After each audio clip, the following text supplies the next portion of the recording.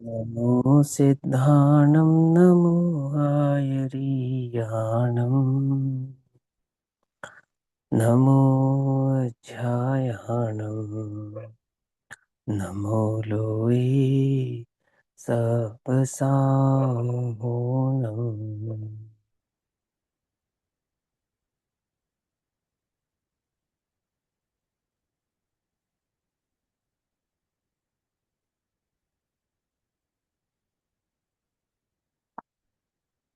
मंगलमय मंगल करण वीतराग विज्ञान नमः ताहि जाते भये अरहंतादिमहा करिमंगल करहूँ महा ग्रंथ करने को काज जाते मिले समाज सब पावे निज पद राज। इस भव तरु का मूल एक जानऊ मिथ्या भाव ताको करि निर्मूल अब करहु मोक्ष उपाय।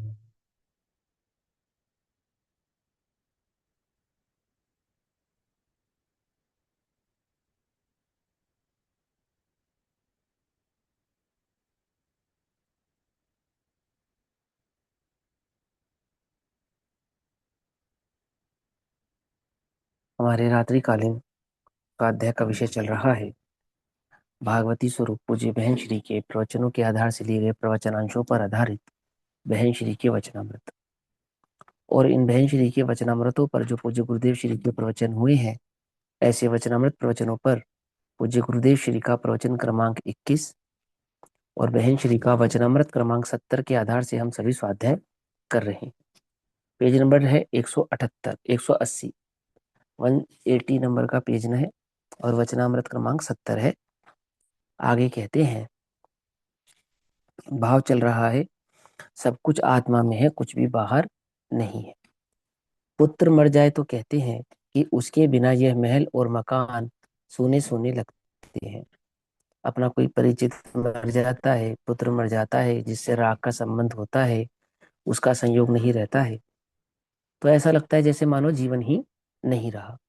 लक्ष्मण के वियोग में रामचंद्र जी को ऐसा लगता है कि जैसे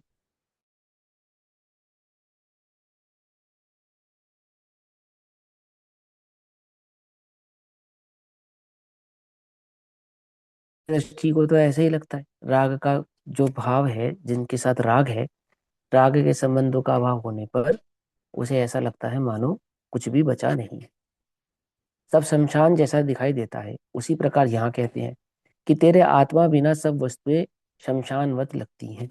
अर्थात जिसे आत्मा की खबर नहीं है, जिसे आत्मा की रुचि नहीं है, अर्थात जिसका आत्मा में अपनापन नहीं है, तो सब वस्तुएं कैसी हैं? शमशानवत लगती हैं। और जब आत्मा दिखाई देता है तो सब वस्तुओं की अपेक्षा रहती नहीं है। तू अपने में पूर्ण प्रभु है, परंतु तुझे खबर नहीं है। अपने स्वभाव की महानता एवं प्रभुता की तुझे प्रतीति ही नहीं है, क्योंकि अपनी प्रकट दशा के सिवा अंतर में अपने समीप महाप्रभु बैठा है, वह सुना नहीं है। क्योंकि अपनी प्रकट दशा के सिवा अर्थात प्राप्त पर्याय की तन्मयता के सिवा, जो भी पर्याय प्राप्त होती है उसमें तन्मय हो जाता है। तो प्राप्त पर्याय की तन्मयता के सिवा तुझे कभी ये बात समझ में ही नहीं आई है, न तूने कभी सुनी है, न कभी तूने जानने की चेष्टा की है कि अंतर में अपने ही समीप महाप्रभु बैठा है। अब अपने समीप बैठा है अर्थात ये जो ज्ञानोपयोग की पर्याय है ना, ज्ञान भाव प्रकट है, वास्तव में ये यह चैतन्य की ही तरंग है। यह बात कभी तूने सुनी नहीं है, समझी नहीं, उस ओर कभी दृष्टि ही नहीं डाली है, ज्ञान में उसका विश्वास नहीं आता। ज्ञान ही नहीं किया, वहां विश्वास कहाँ से आए? अब ज्ञान में उसका विश्वास तो तब आए जब ज्ञान हो, जब ज्ञान ही नहीं किया तो ज्ञान में उसका विश्वास भी आता नहीं है। तुझे कुछ भी जानने की इच्छा होती हो तो तू अपने आत्मा की साधना कर, है ना। पूज्य बहन श्री का बोल तो कहता है कि इस आत्मा में लोकालोक झलकते हैं, और जो आत्मा में जाता है, आत्मा का आश्रय लेता है, उसे केवल ज्ञान प्रकट होता है। और ये केवल ज्ञान कैसा है कि भूत भविष्य वर्तमान की समस्त अनागत पर्यायों को द्रव्य गुण पर्याय सहित छह द्रव्य के भाव स्वरूप को जानने वाला है, युगपत एक साथ। वहां कहते हैं बहुतों को देखने जानने का भाव होता है। इसको देखूं, इसको जानूं, यह जान लूं, यह जान लूं, ऐसा अनेकों प्रकार का जीव को भाव होता है। बहुतों को देखने जानने का भाव होता है। तीन काल और तीन लोक को जानने वाला ज्ञान और आनंद, वह सब चाहिए हो तो तुझे, तो तुझमें ही पड़ा है। क्या कहते हैं कि तुझे तीन लोक का ज्ञान, तुझे यह जानना है, यह जानना है, यह जानना है। तो तुझे जो भी कुछ जानना है ना, यहाँ तो कहते हैं तीनों लोकों का ज्ञान और समस्त आनंद तेरे आत्मा में ही पड़ा है। अरे जानने वाला पर को जानता है, परंतु जानने वाला ज्ञाता को स्वयं अपने को नहीं जानता। क्या कह रहे हैं? तू स्वयं जानने वाला है, तुझे पर को जानना है। तो पर को जानने वाले ऐसे भाव के साथ तू पर को जानने की इच्छा तो करता है, परंतु इस पर को जानने वाला जो ज्ञान है, ऐसे ज्ञान स्वभाव स्वयं अपने ज्ञाता भाव को तू जानता नहीं है। आहा, ज्ञाता प्रभु तुझ में है ना, तू स्वयं ज्ञायक भाव है ना। तू शरीर को और वेश को मत देख, अर्थात तू अपनी प्राप्त पर्याय को मत देख। तू प्राप्त पर्याय में तन्मय मत हो। तू शरीर को और वेश को मत देख। वेश को मत देख अर्थात कि मैं व्रती हूँ, त्यागी हूँ, अथवा मुझे बहुत सूक्ष्म ज्ञान है, मैं पंडित हूँ, ऐसा भी मत देख। और मैं मनुष्य हूँ, मैं स्त्री हूँ, ऐसा भी मत देख। समझ में आई बात? शरीर को और वेश को मत देख। शरीर को मत देख माने मैं स्त्री हूँ, पुरुष हूँ, ऐसा मत देख। और वेश को मत देख अर्थात कि व्रत तप त्याग या सूक्ष्म ज्ञान के आधार से मैं आमुख हूँ, ऐसा भी मत देख। उन बाह्य वस्तुओं को और भीतर जो पुण्य पाप के विकल्प हैं उन्हें मत देख। ठीक है ना? जो बाह्य वस्तु है उन्हें भी मत देख, शरीर आदि को भी मत देख, और अंतर में जो विकल्प है पाप पुण्य के, उन्हें भी मत देख। एक समय की क्षणिक विकृत दशा पर्याय दृष्टि से है, वस्तु दृष्टि में वह है ही नहीं। अर्थात स्वभाव की दृष्टि पर देखने पर तो आत्मा में एक समय की पर्याय का भाव है ही नहीं। जितना भी राग आदि भाव है, पराश्रित भाव है, प्राप्त पर्याय का परिणाम है, पाप पुण्य का परिणाम है, यह सब तो पर्याय भाव है जो कि क्षणिक है। और स्वभाव की ओर देखने पर जो त्रिकालिक वस्तु है वह कैसी है कि उस त्रिकालिक वस्तु में तो यह सब परिणाम है ही नहीं।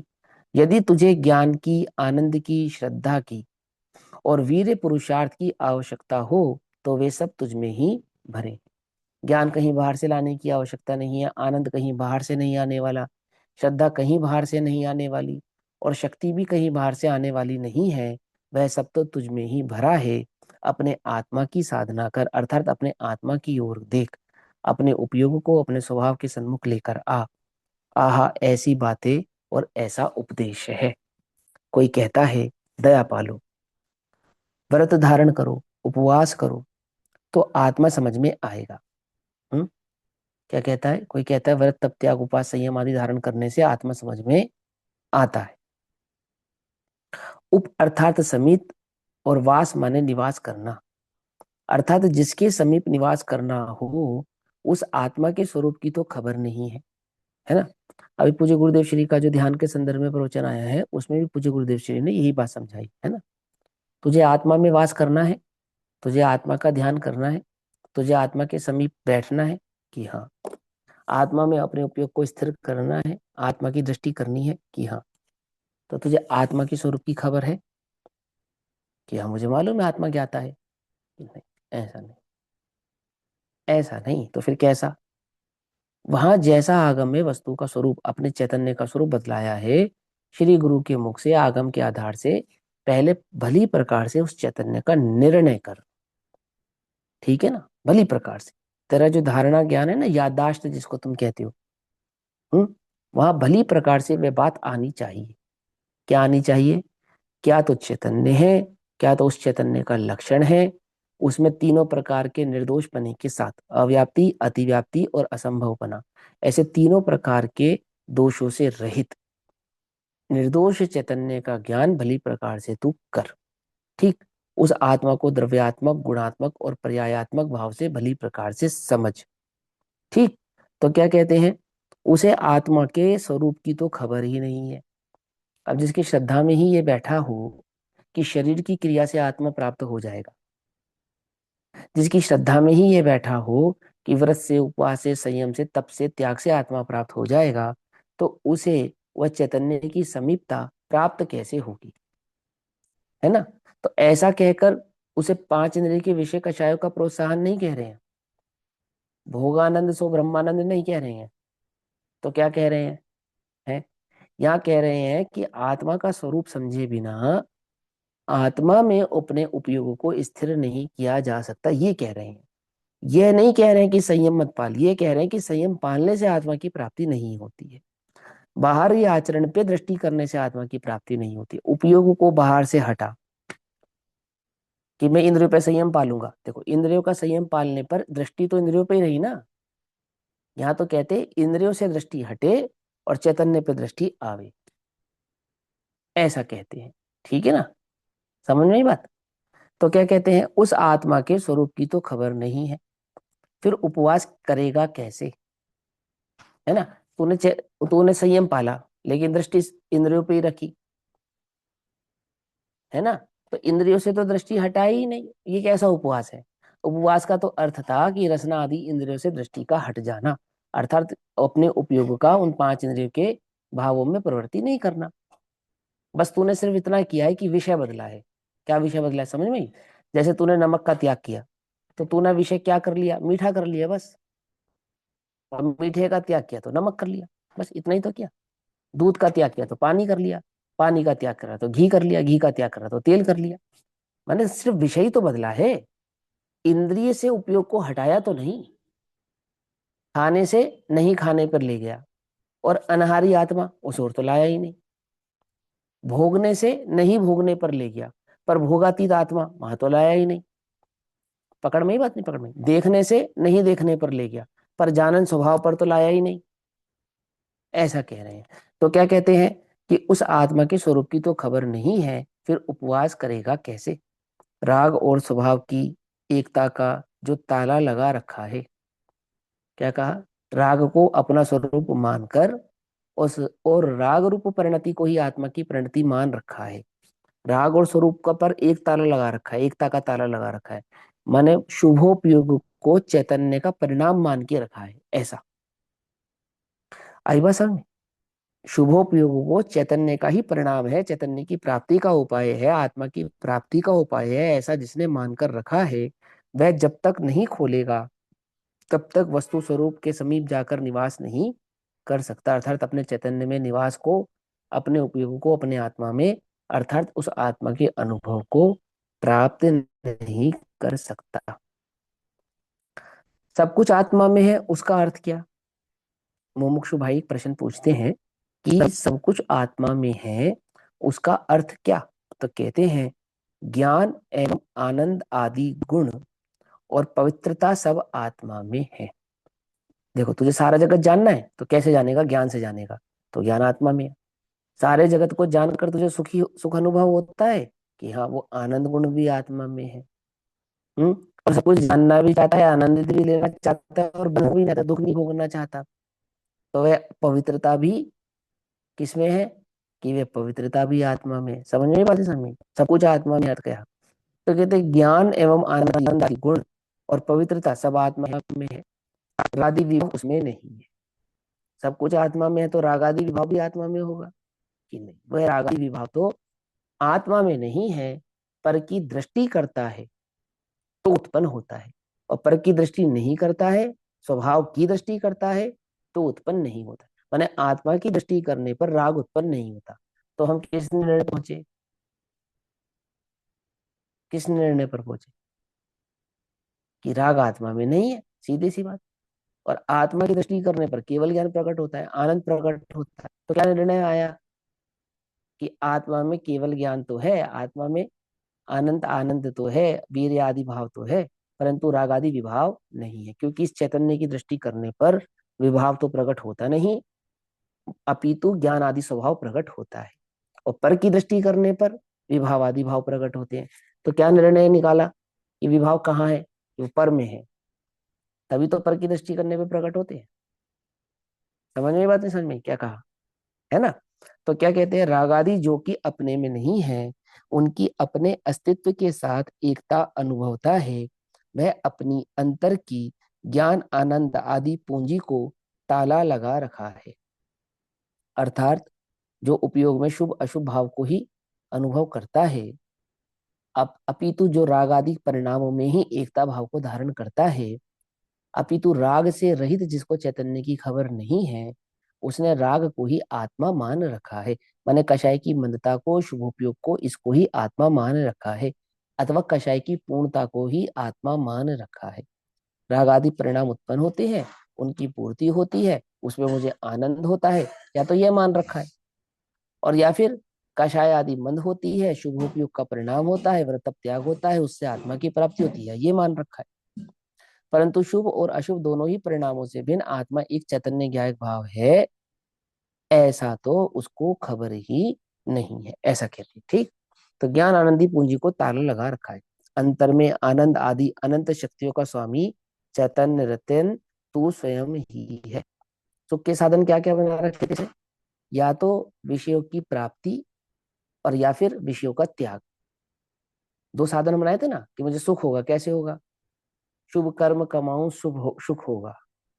तो वो तो क्या, एक तो सुख की दृष्टि ये थी कि पांच इंद्रिय की प्राप्ति हो जाती है तो सुख है, और दूसरा क्या है कि इनके त्याग कर दो तो सुख हो जाता है। यहाँ कहते हैं कि सुख तो आत्मा का स्वभाव है, उसकी दृष्टि तो करता नहीं, उसको तो लक्ष्य में लेता नहीं, उसका तो भोग करता नहीं, उसका तो अनुभव करता नहीं। तो क्या कहते हैं, ज्ञान आनंद आदि पूंजी को ताला लगा रखा है। अंतर में आनंद आदि अनंत शक्तियों का स्वामी ये जो चैतन्य रतन है, यह तू स्वयं ही है, उसका तुझे मूल्य नहीं है ना। अपने से पूछो, इस चैतन्य रतन में स्वयं ही हूं, और वास्तव में देखा जाए तो मुझे इसका मूल्य नहीं है ना। आहा, कैसे बैठे यह बात, ये बात समझ में कैसे आए, अंतर में जचे कैसे, अंतर में ये बात अपने एहसास में आए कैसे, लगे कैसे अपने को कि सच्ची बात तो यही है। क्या कहते हैं, कैसे बैठे यह बात। अनुभव प्रकाश में उदाहरण दिया है कि एक आदमी के पास बहुमूल्य रतन था, उसे उसके मूल्य की कोई खबर नहीं थी। घास लेट के बदले उस रतन के प्रकाश में घर के रसोई आदि कार्य करता था, है ना। माने वो उसके पास एक रतन था जो अंधेरे में चमकता था, तो उस सुई पोना भी कहते थे, उदाहरण में सुई पोने का उदाहरण है उसको। तो प्रकाश था, तो कहता है कि मुझे 50 पैसे का घासलेट जो तेल है ना वो जलाना नहीं पड़ता, क्यों, क्योंकि अंधेरे में ये प्रकाश करता है रतन। तो जो मेरे अंधेरे के करने वाले काम है, वो मैं सब इस रतन के प्रकाश में कर लेता हूँ। रहता झोपड़ी में था, भूखा प्यासा, है ना, दो वक्त की रोटी ढंग से नसीब नहीं होती थी। बहुमूल्य रतन था जो अंधेरे में चमकता था, और उस अंधेरे में चमकने वाले रतन से कार्य क्या करता था कि जो रात्रि में घासलेट 2 रुपए का तेल जलाकर जो कार्य किए जा सकते थे, वो 50 पैसे के 10 पैसे के तेल को जलाए बिना ही मेरा कार्य होता है, इससे वह संतुष्ट था। करोड़ों रुपए की संपत्ति लिए बैठा था और 10 पैसा बच जाता है, उससे संतुष्ट हो रहा था। जौहरी ने देखकर कहा, आह, यह तो अमूल्य वस्तु है, यह तो करोड़ों स्वर्ण मुद्राओं का मूल्य रतन है। उस आदमी ने कहा कि हम जहां रहते थे वहां तो इसे चमकते हुए टुकड़े कितने ही थे, जहां हम रहते थे वहां तो ऐसे चमकते हुए टुकड़े कितने ही थे। हम्म। उसमें से मैंने एक प्रकाश के लिए ले लिया। उसी प्रकार आत्मदेश में ज्ञान सुख आदि अनेक रतन भीतर भरे पड़े हैं, और तुझे सुख संतोष विश्वास स्वरूपता रमण आदि की आवश्यकता हो तो वह सब उसमें है, बाहर कुछ नहीं है। शरीर में, बाहरी तड़क भड़क में, या पुण्य पाप में तेरा कुछ नहीं है। क्या कहते हैं पूज्य गुरुदेव श्री, शरीर में मेरा कुछ नहीं है। फिर क्या कहते हैं, बाहरी तड़क भड़क में, बाहरी तड़क भड़क में मैं अच्छा दिखूं, मैं सुंदर दिखूं, साफ सुथरे, है ना, महंगे कपड़े पहनूं, है ना, महंगी महंगी वस्तुओं की मुझे प्राप्ति हो, ये बाहरी तड़क भड़क और क्या है, बाहरी तड़क भड़क इससे अधिक क्या है बताओ। तुम अपनी तिजोरी खोल कर तो किसी को नहीं दिखा रहे, पकड़ में ही बात नहीं, पकड़ में, बस सारी दुनिया मुझे देखे, क्या देखे कि मेरी भोग उपभोग की सामग्री, मेरी वस्तु मैंने क्या पहना है, क्या ओढ़ा है, मैं कैसा दिखता हूँ, है ना। ये ऐसा ऐसा बाहरी तड़क भड़क में सारा उपयोग लगा रखा है। बाहरी तड़क भड़क में या पुण्य पाप में तेरा कुछ नहीं है। पुण्य पाप में तेरा हम्म कुछ नहीं है। ये समझ में आनी बात चाहिए। क्योंकि तुझे ऐसा लगता है ना, पाप का उदय नहीं आना चाहिए। क्योंकि पाप का उदय आएगा तो किसका घटेगा? मेरा घटेगा। और पुण्य का उदय बना रहना चाहिए। क्यों? क्योंकि पुण्य का उदय आएगा तो बढ़ेगा किसका? कि मेरा बढ़ेगा। यश बढ़ेगा, सम्मान बढ़ेगा, धन आदि बढ़ेगा, भोग आदि की सामग्रियां बढ़ेंगी। पुण्य क्या देता है? पुण्य संयोग के सिवा और कुछ नहीं देता है। समझ में मत। और इसीलिए आचार्यों ने भले ही आगम में परिपाटी के अनुसार मिथ्या दृष्टियों के भी शुभोपयोग और पुण्य आदि के उदय माने गए हैं, उसका निषेध नहीं है। ऐसा होने पर भी आचार्य कहते हैं कि वास्तविक शुभोपयोग तो ज्ञानी के ही होता है, अज्ञानी के शुभोपयोग होता ही नहीं है। क्यों? क्योंकि अज्ञानी का शुभोपयोग कैसा है? अज्ञानी का शुभोपयोग बस इतना ही है कि वो बाह्य सामग्री मिलती है और उनमें तन्मय हो जाता है। शुभोपयोग से पुण्य का उदय आश्रव होता है, पुण्य से बाह्य सामग्री मिलती है और उसमें तन्मय हो जाता है। लेकिन ज्ञानी का शुभोपयोग कैसा है? कि ज्ञानी का शुभोपयोग ऐसा है कि जो देवशास्त्र गुरु मिलते हैं, उन देवशास्त्र गुरु की कीमत करता है। कल उदाहरण दिया था ना कि तुम्हें सोने की चैन मिली 100 तोले की और तुमने पीतल की समझ ली, लेकिन रख इसलिए ली कि सुंदर बहुत है।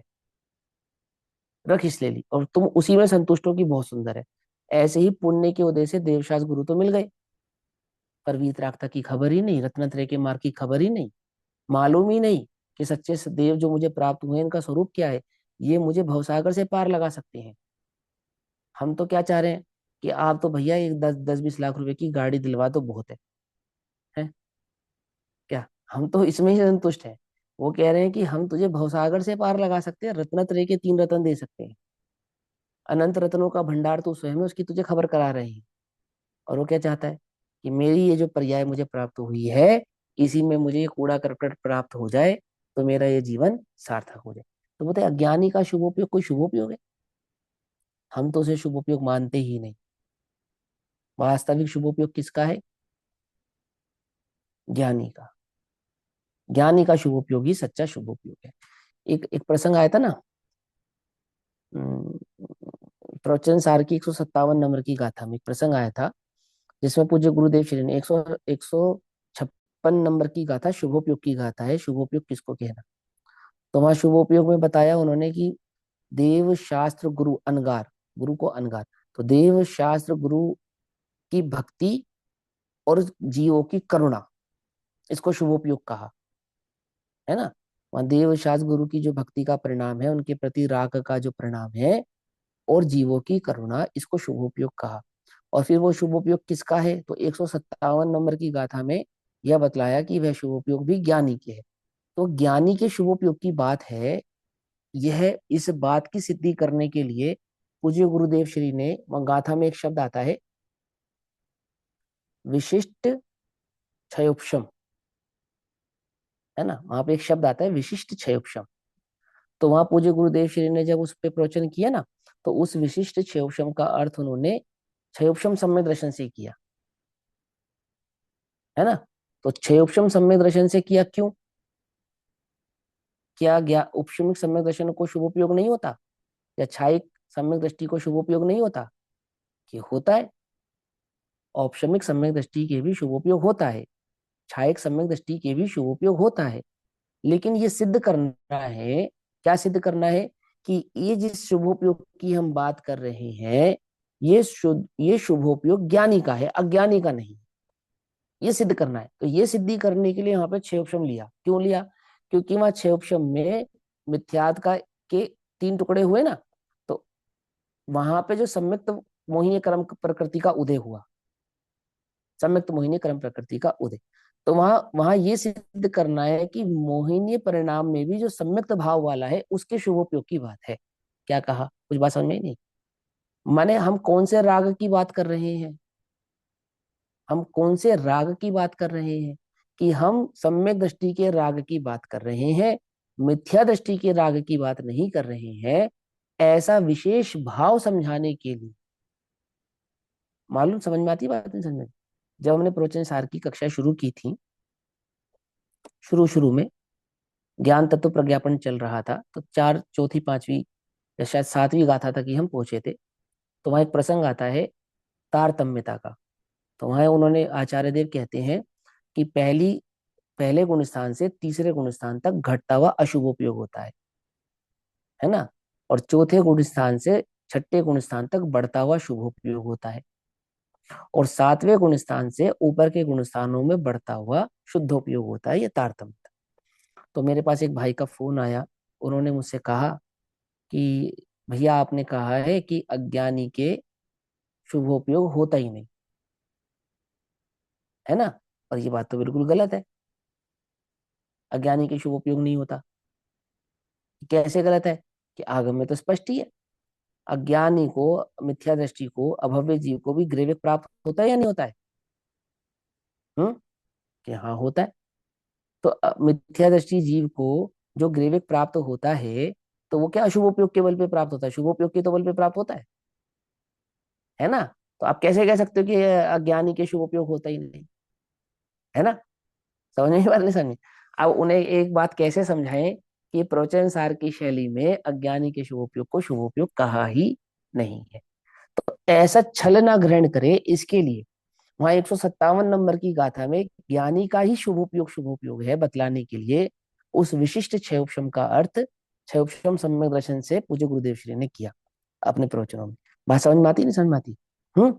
ऐसे यहाँ क्या कहते हैं, ये जीव तो कैसा है, ये जीव तो शरीर में, शरीर के में कुछ उदय आ जावे, अच्छे अच्छे उदय आ जावे, सुंदर शरीर मिल जावे, बस संतुष्ट है। और क्या है धर्म का फल, क्या है कि सुंदर शरीर प्राप्त होगा, एकदम सुंदर शरीर, बढ़िया, कहीं से कटेगा नहीं, जलेगा नहीं, फटेगा नहीं, एकदम सुंदर कामदेव जैसा शरीर प्राप्त करना है, बोले हाँ धर्म करो। पांच इंद्रिय के विषय भोग प्राप्त करने की, हाँ कि धर्म करो। धर्म का फल क्या है? पांच इंद्रिय के विषय भोगों की प्राप्ति। हम्म? कि वो नाग का हार बनाना है, सोमा के नाग का हार बन गया था, सोमा सती के, तो किसने बनाया? कि वो धर्म का फल है। सीता की अग्नि का जल हो गया, किसका फल है? धर्म का फल है। शेर सुदर्शन की शूली का सिंहासन बन गया, किसका फल है? बोले धर्म का फल है। तो और क्या चाहिए धर्म का फल तुम्हें? इससे भी अधिक कुछ चाहिए क्या? अब कितने ही लाखों मुनिराजों को जिंदा सूली पर टांग दिया, मुद्रई की गुफाओं में चित्र खुदे, धर्म का फल, यानी कि उनको धर्म का फल तो मिला ही नहीं। पंडित टोडरमल जी को 35 साल की उम्र में हाथी के पांव के नीचे कुचलवा दिया, कहाँ गया धर्म का फल? हम्म, कहाँ गया? कितने ही जीवों को कितने ही प्रकार के रोग आदि ग्रस्तता से जुड़ना पड़ता है ना। आदि आदि प्रसंग उनको प्राप्त नहीं होते, तो धर्म का फल नहीं है ये, समझना ध्यान से। लेकिन उसे पता ही नहीं, खबर ही नहीं है। क्या कहते हैं? तेरे आत्मा में संतोष है, विश्वास है, स्वरूप की रमणता है, तुझे आदि की आवश्यकता हो तो वह सब भाव तेरे आत्मा में है, बाहर कुछ नहीं है। शरीर में, बाहरी तड़क भड़क में, या पुण्य पाप में, ये जितने भी प्रसंग है ना, ये पाप पुण्य के प्रसंग है।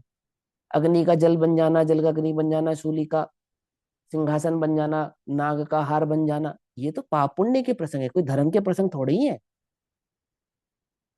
समझ में आती बात नहीं समझ में? धर्म के प्रसंग क्या है, धर्म क्या है, इसकी तुझे खबर ही नहीं। कहते हैं तेरा कुछ नहीं है। बाह्य वस्तु को अपनी मानना वह बहिरात्मपना है। बाह्य वस्तु को अपनी मानना क्या है? वह तो बहिरात्मपना है, वह तो बहिर्मुखता है। बहिरात्मपना का अर्थ क्या होता है? आत्मा माने उपयोग अपनापन, बाहर में लगे रहना। आत्मा माने अपनापन।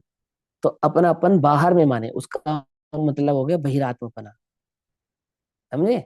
और अपनापन अंतर में अपने में माने, तो उसका हो गया अंतरात्मपना। पकड़ में ही बात।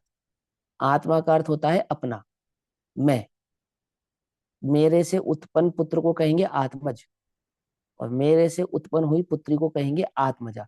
अर्थात मैं हूं आत्मा, मुझे से जो उत्पन्न होगा उसको कहेंगे आत्मज, और मुझे से जो उत्पन्न होगी उसको कहेंगे आत्मजा। तो गुण होते हैं आत्मज और पर्याय होती है आत्मजा। क्या? आई समझ में बात कि नहीं समझ में आई? ठीक। और मैं कौन हूं कि मैं आत्मा हूं। और मैं अपनापन अगर बाहर में मानूं तो ये बहिरात्मपना हो गया। और मैं अपनापन अपने में मानूं तो ये अंतरात्मपना हो गया।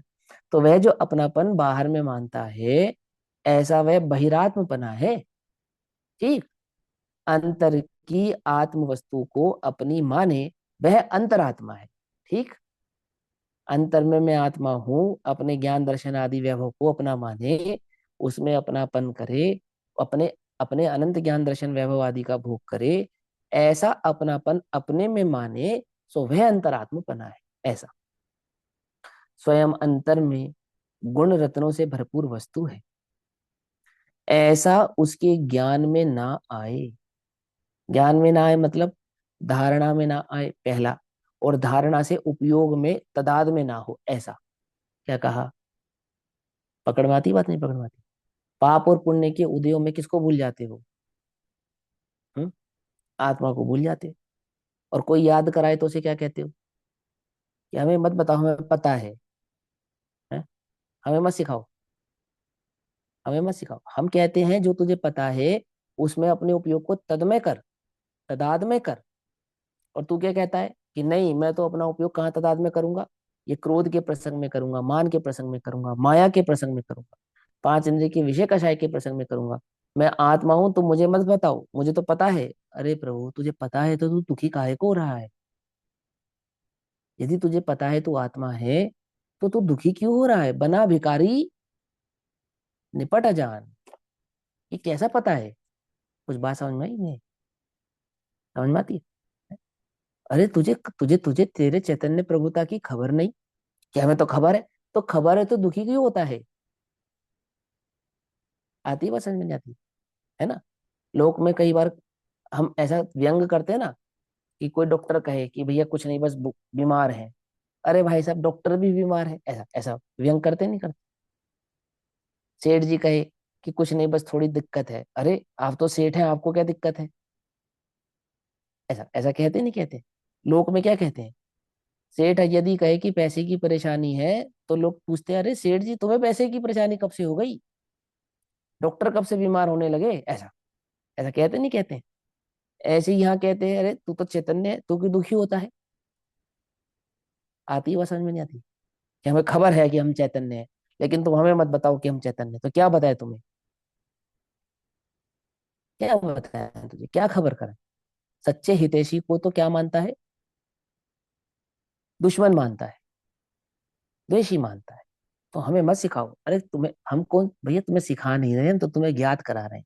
जैसे हनुमान भूल गया था ना अपनी शक्ति, और नल नील ने याद करा दी थी। क्या? ऐसे हम तो तुम्हें बस ज्ञात करा रहे हैं। क्या ज्ञात करा रहे हैं?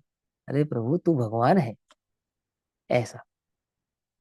तो क्या कहते हैं? स्वयं अंतर में गुण रत्नों से भरपूर वस्तु है या नहीं? है या नहीं? पहले तो अंदर में ऐसा ज्ञात होना चाहिए कि हूं या नहीं। फिर क्या कहते हैं? ऐसा उसके ज्ञान में ना आए।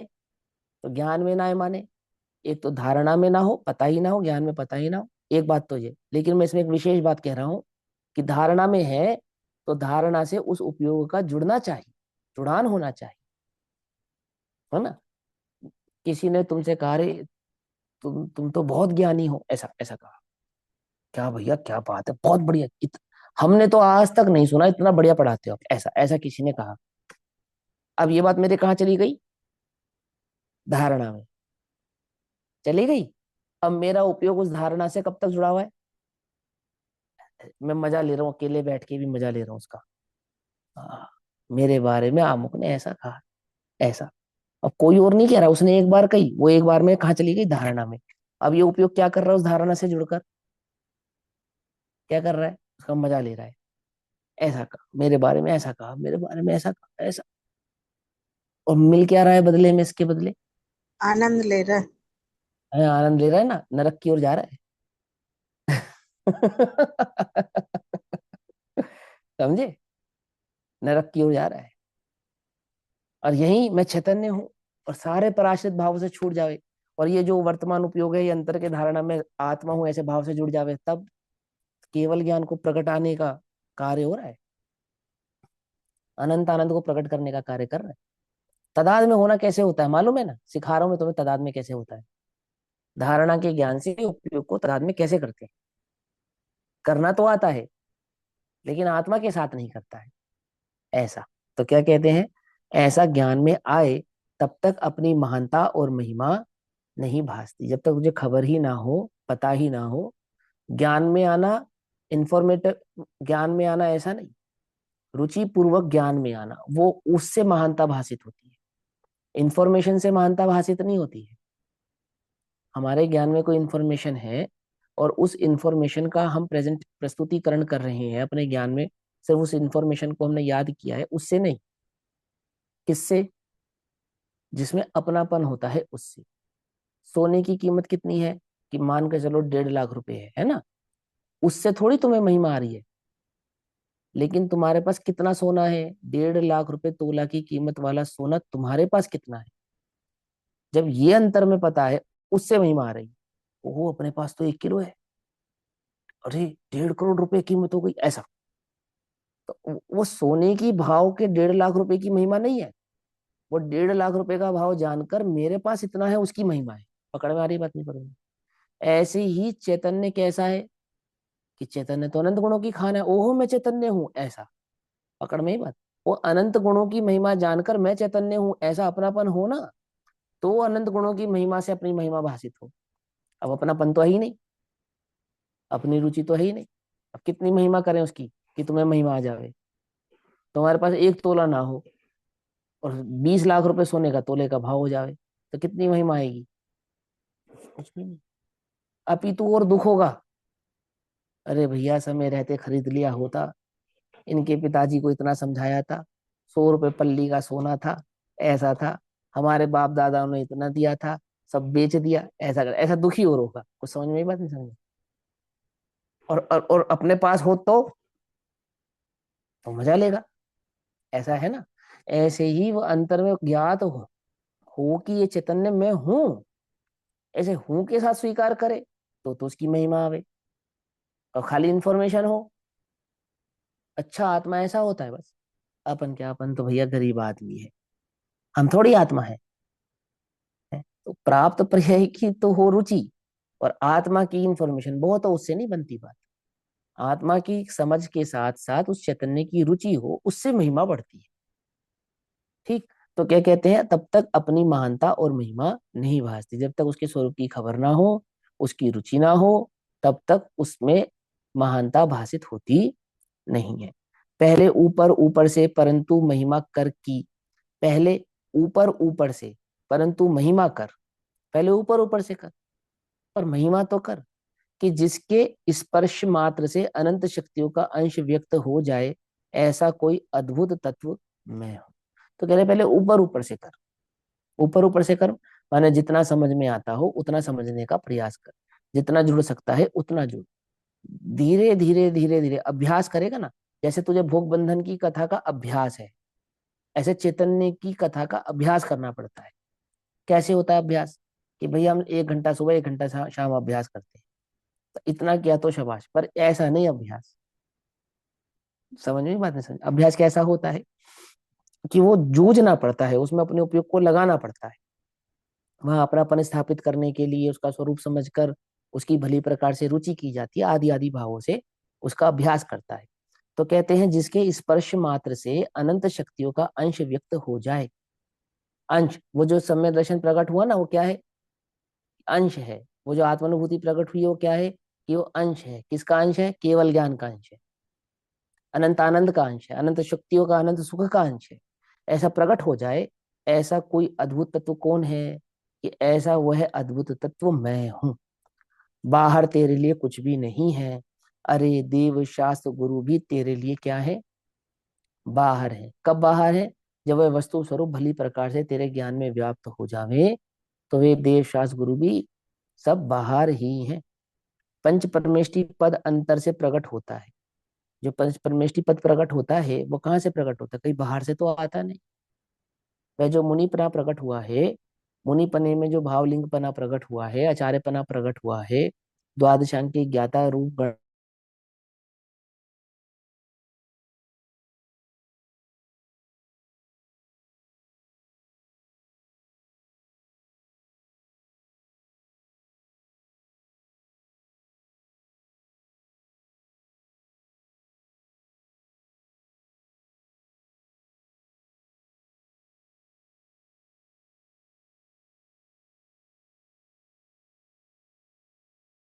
आज्ञा परमेश्वर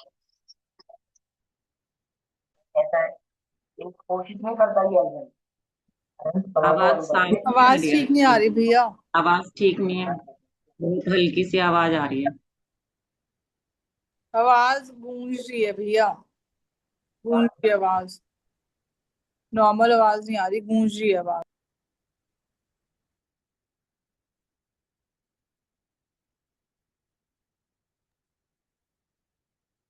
आगे भी कह रहे हैं।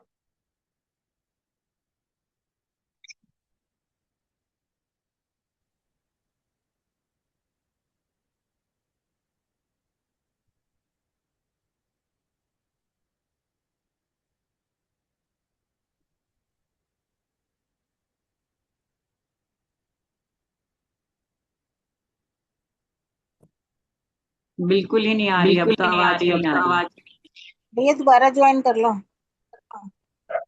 हाँ चलो कोई बात नहीं, आप अपनी कक्षा को विराम देते हैं, बाकी चर्चा कल करेंगे, ठीक। ओम नमो भैया अब आ गए। ठीक आ गई। आ गए भैया, आ अच्छी आ गए। गई आवाज। अच्छा आ गए। आ नहीं गए। वैसे भी अब हमने हमने मैंने ये सोचा था आज कि भाई ये 9:50 तक की कक्षा को रखेंगे।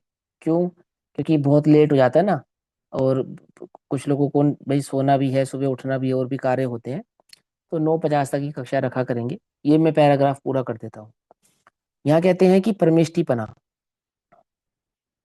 तो क्या कहते हैं कि ये जो परमेष्टिपना है, बाहर तेरे लिए कुछ भी नहीं है, देशवास गुरु भी तेरे लिए बाहर है, पंच परमेष्टि पद अंतर से प्रकट होता है।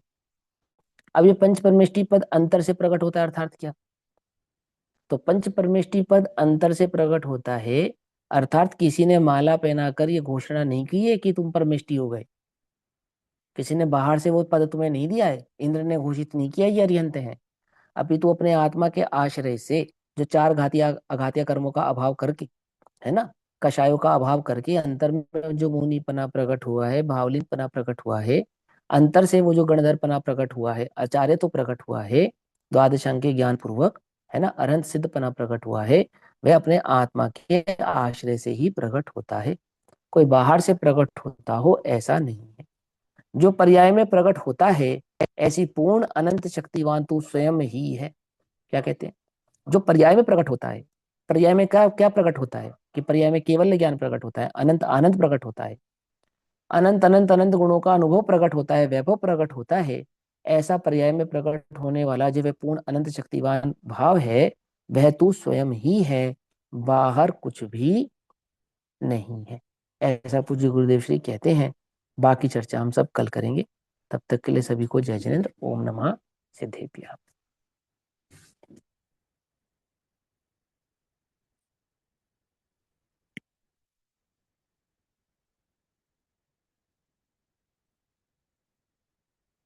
निज निधि निज में बताई, यह अनंत उपकार है, उसके लिए जिन वाणी माँ को वंदना शत बार।